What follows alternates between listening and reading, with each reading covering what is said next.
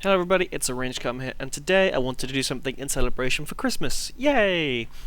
Now, as I'm sure you're aware, that in the recent couple of, weeks, there have been some rather unfortunate things happening with the world, with the Paris terrorist attacks, for example, and, that this could be the start of a war, and how people are just generally, afraid and upset and, kind of devastated about the whole thing. And there was something like that happened 101 years ago to this day, well, around this time. And of course, I'm talking about the 1914 Christmas Truce of the First World War. Now, the Christmas Truce, or if you're German, it is the Weihnachtsfreunden, and French, the Trêve de Noël, was a series of widespread but unofficial ceasefires among the Western Front around Christmas in 1914. In the week leading up to the holiday, German and British, and probably French soldiers too, crossed trenches and exchanged seasonal greetings and just talked in the open in places like No Man's Land on Christmas Eve and on Christmas Day. Now, they also exchanged food and souvenirs, and there were joint burial ceremonies for the fallen soldiers and prisoner swaps, while several other meetings included things like carol singing, and there were even some reports of men from all different sides playing football with each other, and giving one of the most, which was one of the most well-known things about the truce, really. However, it was unfortunate that it wasn't ubiquitous. There wasn't a truce among the whole of the front. Unfortunately, people did still die because there was still fighting going on along other sectors of the area, and some arrangements just gave a little more than a arrangement to recover bodies from No Man's Land. The following year, though, in 1915, a few units arranged ceasefires, but the truces were nearly not as widespread as 1914. This was in part due to strongly worded orders from high commanders from both sides prohibiting this sort of thing because, can't imagine that, treating your enemy like he's your friend will make soldiers want to fight, And soldiers were no longer amenable to truce by 1916, because the war had become increasingly more devastating and bitter due to the heavy losses suffered during the Battle of the Somme and Verdun, and incorporations of things like poison gas.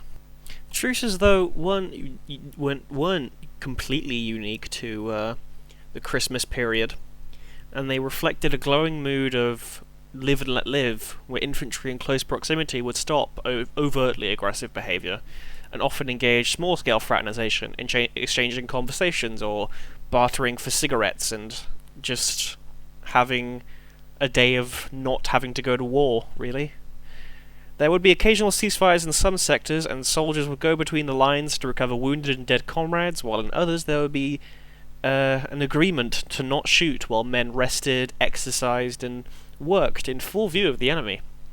The Christmas truces were quite significant, though, due to the number of people involved in one truce, and their level of participation.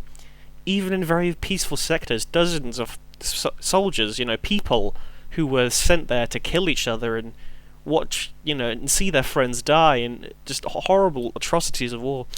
And they were just openly congregating during the middle of the day, just talking and being like human beings. It's probably one of the most well-known and the most symbolic truces in wartime history, because it was a truce that was found amongst the most bloodiest and bitter fighting in recent history. You could argue that World War II was more bitter, but when you think of the conditions the soldiers were in during the First World War, constant trenches and horrible diseases and horrible conditions, and how the medical treatment was back in the time, and how awful it just was overall with things like gas as well. It was quite something, for a war of that devastation. Roughly 100,000 British and German troops were involved in unofficial ceasefires on the Western Front. The first truce started on Christmas Eve in 1914, when German troops decorated the area around their trenches in the region of Ypres. or YPRES, or however you pronounce that. And particularly Saint Yvonne, or Saint Yves, where Captain Bruce Bairnsfather described the truce, and he was a writer and comic artist, I think before and after the war. The Germans placed candles on their trenches and on Christmas trees, and then continued the celebration by singing carols. The British responded by singing carols of their own, and they continued by shouting Christmas greetings at each other. Soon thereafter, there were excursions across no man's land where small gifts were exchanged and a nice little get-together, and they exchanged other things too, such as food, tobacco, and alcohol, and souvenirs such as buttons and hats.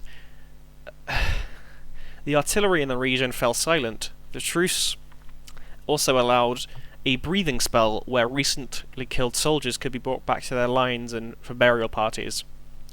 Joint services were held as well.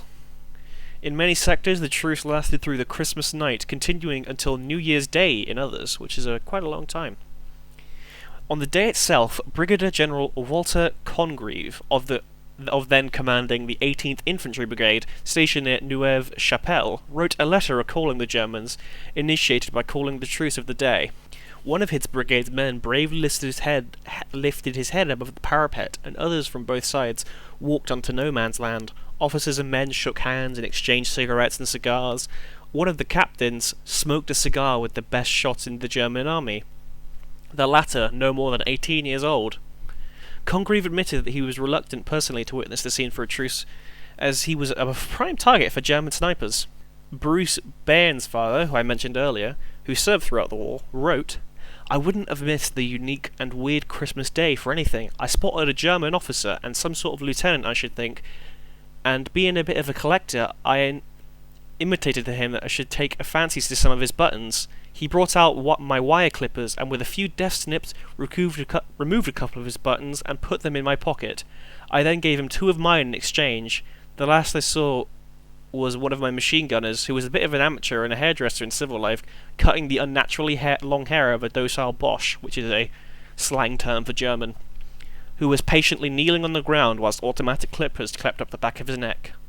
Future NATO writer Henry Williamson, a 19-year-old private in the London Rifle Brigade, wrote to his mother on Boxing Day, "Dear Mother, I am writing from the trenches. It is 11 o'clock in the morning. Beside me is a coke fire, opposite me a dugout with straw in it. The ground is sloppy in the actual trench, but frozen elsewhere. In my mouth is a pipe presented by the Princess Mary. In the pipe is tobacco, of course. You say, but wait, in the pipe is German tobacco. Haha, you say, from a prisoner or we were found in a captured trench. Oh dear, no, from a German soldier. Yes, a live German soldier from his own trench. Yesterday the British and Germans met and shook hands in the ground and above the trenches, and exchanged souvenirs and shook hands. Yes, all day Xmas Day, as I write. Marvellous, isn't it?" There are other accounts too, and there's plenty of websites recalling what happened elsewhere and how overall the truce was, and just other accounts from other soldiers in other places. And I think the point I wanted to get across is that 101 years ago, people in a war stopped fighting to, talk and have fun and be human beings for a day when they were surrounded by one of the brutal and bloody wars. Well, one of the most brutal and bloody wars ever in human history. So I just want, to hear all these talks about terrorism and ISIS and all these horrible things happening in the modern world. Maybe just for a little bit we can forget all that and just have a nice Christmas and New Year's and just be human beings and treat each other like family and just have fun on, the last couple of days of 2015. Anyway, thank you very much for listening, and Merry Christmas, Happy Holidays, keep yourself safe and enjoy all the presents you get under your tree. Thank you very much, and I shall see you next time.